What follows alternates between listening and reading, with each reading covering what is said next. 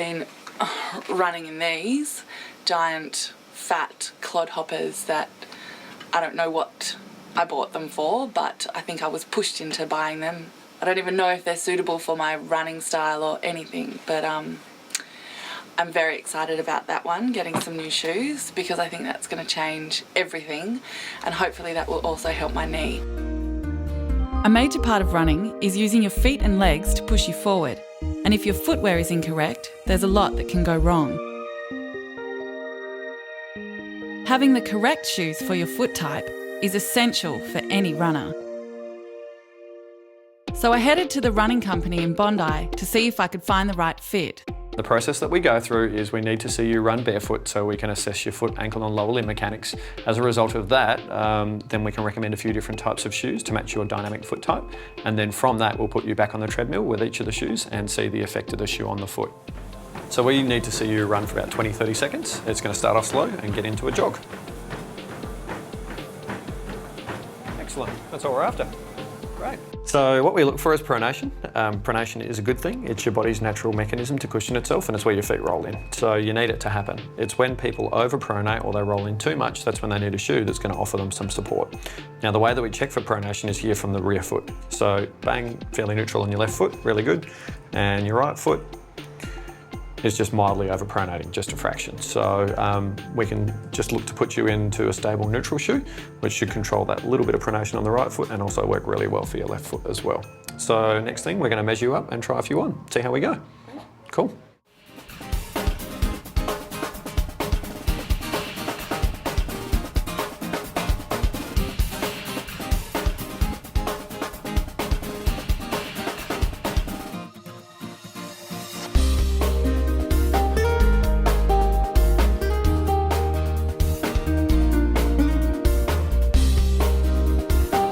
One hot trend at the moment is barefoot running, but is it for everyone?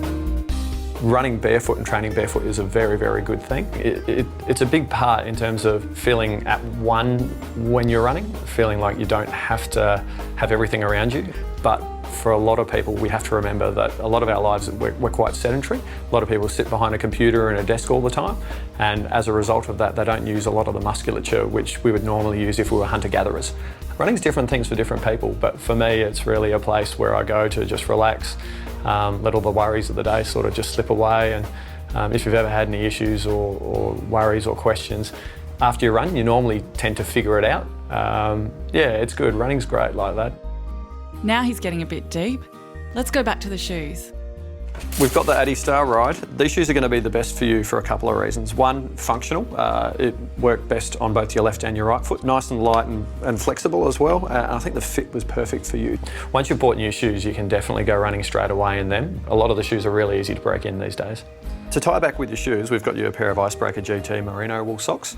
But the best thing is, sometimes, and being a runner, everyone knows that they can't always do all the washing all the time. So you could actually wear these socks to maybe 3 times in a row and they're not going to smell.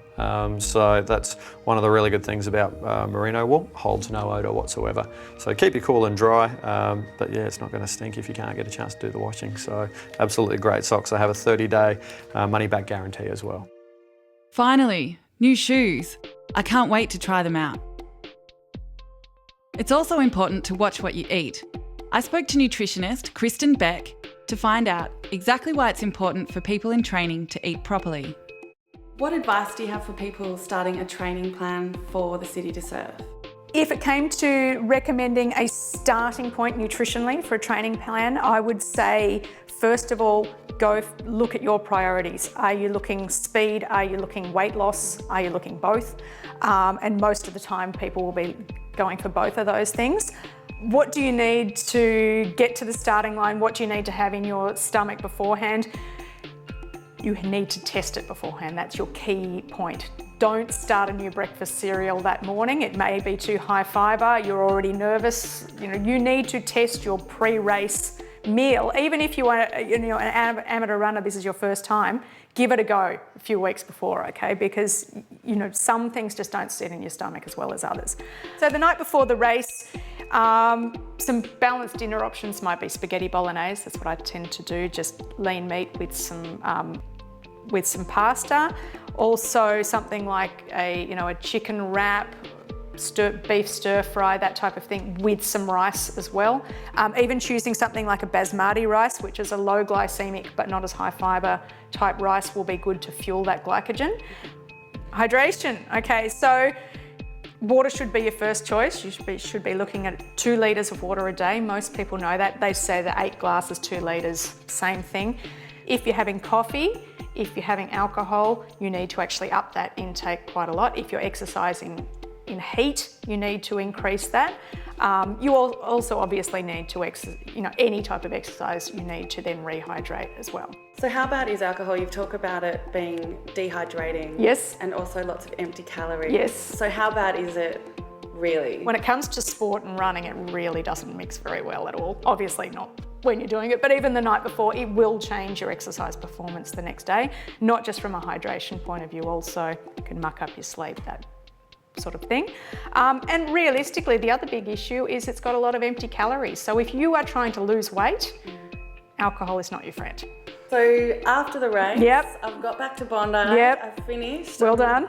And I'm absolutely exhausted. Yes. So how do I refuel? How do I Okay. recover from that? As you actually run through to Bondi, as you know, at the City2Surf organisers do it very well, that as you run through those gates and you get your medal, they will have drinks where you actually have to walk through all of those gates, and there's just Gatorade and water just handed to you. So by the time you get through the queue, you've often had 2 or 3 drinks already. From an alcohol point of view, if you are drinking alcohol, you should be taking on at least 1 drink of water, same volume as every alcoholic drink you're taking in.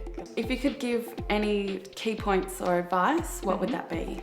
Probably my key point for giving nutritional advice for running would be focusing on your carbohydrates and your proteins.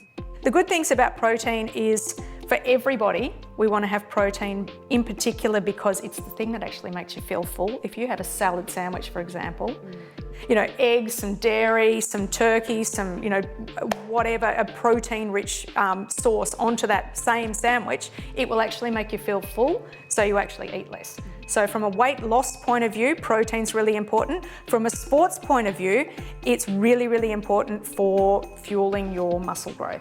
And we don't want to look like Arnold Schwarzenegger, but we do want to actually fuel that lean muscle mass.